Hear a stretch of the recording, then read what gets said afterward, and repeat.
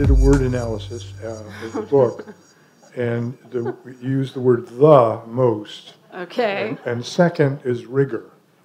Ah, huh. What is it with you and rigor? It's the difference between telling kids to memorize a list of even numbers between 0 and 10 and asking them why they're even.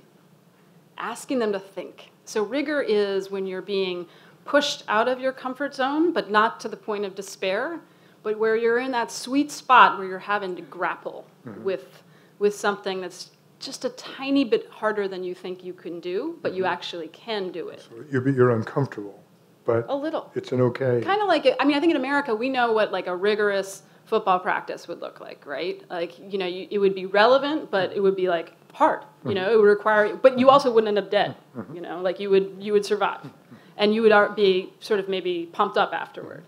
Sometimes being happy comes from like trying something hard and succeeding, or failing at first and getting better. It doesn't come from things being easy. You said Korea, hamster wheel.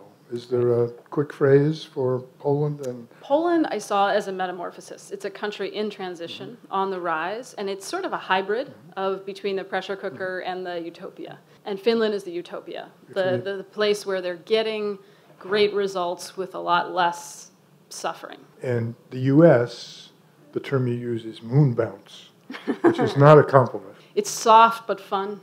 So I think that was the analogy I was going for. Obviously, there are exceptions to that, but overall, we don't expect a great deal out of our kids, especially in math. I think it's important to be specific. We do better in reading, especially in the younger years.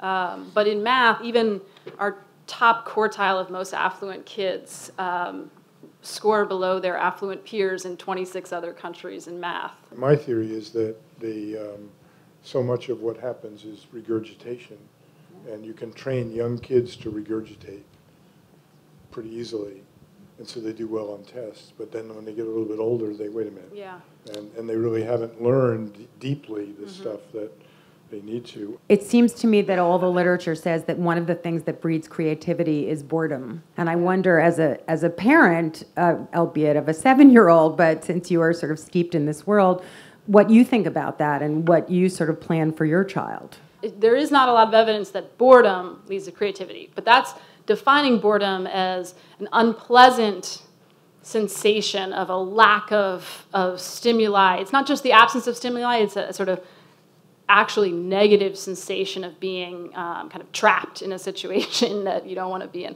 So that isn't good. On the other hand, certainly having some autonomy is important for creativity. And that is where particularly our more affluent neighborhoods are not doing well, right? We know there are a couple ways to really chip away at kids' resilience and optimism and grit and all those things we were talking about. One way is through toxic stress, poverty at a young age, right? That is one way.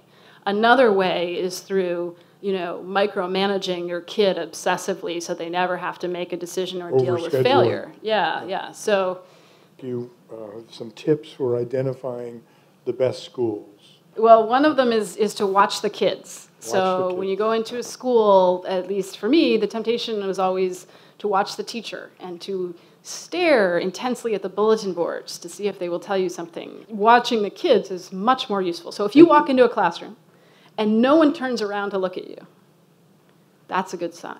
Yeah. Okay, that's one. Talk to the kids.